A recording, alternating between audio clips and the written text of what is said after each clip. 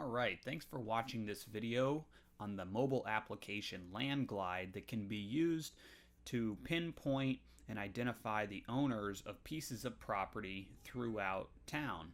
So let me give you a brief overview of the application here, and I will start by showing you the main interface, which is right here. You can see there is a crosshair on the middle of the screen where you can zoom right into a parcel or property. Then click on this up arrow, which will bring up extra details that it's pulling from the property appraiser site, which has a lot of critical information. Most important to us is mailing address and owner.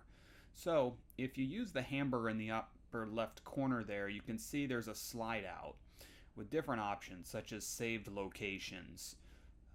I'm going to show you some other features in there as well.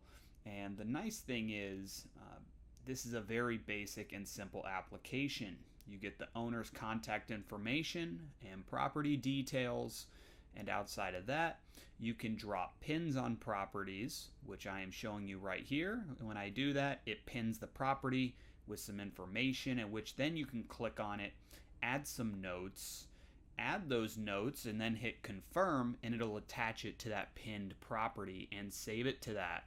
So we can actually back out of this, and now we see that property is pinned, and anytime we click on that, it will pull up those notes in the future.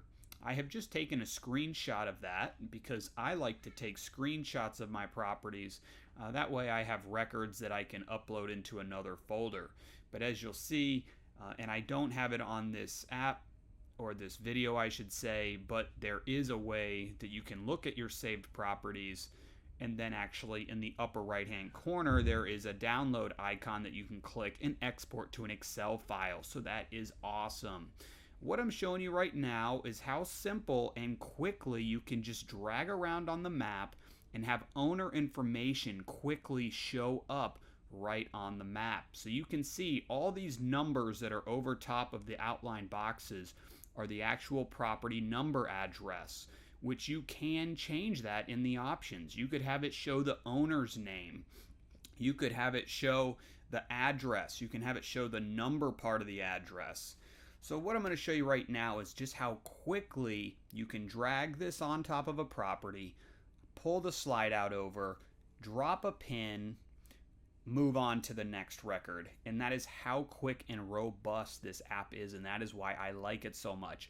I drag it over a property, I pull up the details, I look at that mailing address, I can say, hey, they're in Brooklyn, New York, that's an absentee owner. I'm going to pin that property, or I'm going to take a screenshot of this one and save it. So you have different ways that you can track this data. Again, I like to take screenshots on my phone so I don't lose anything, but then I also like to pin the properties. And when you zoom out, you will see all of these pins on your map. Look at that. So the more you fill up, obviously the more pins you have. And then when you go back to that slide out I showed in the very beginning where you have saved locations, you will see all of these properties with images of them along with notes, and you can export that. So I have been able to log about 50 properties in just under an hour using LandGlide. So to me, this is a big time saver. It is a great way to quickly identify distressed properties and log them while driving around. So very familiar term would be driving for dollars.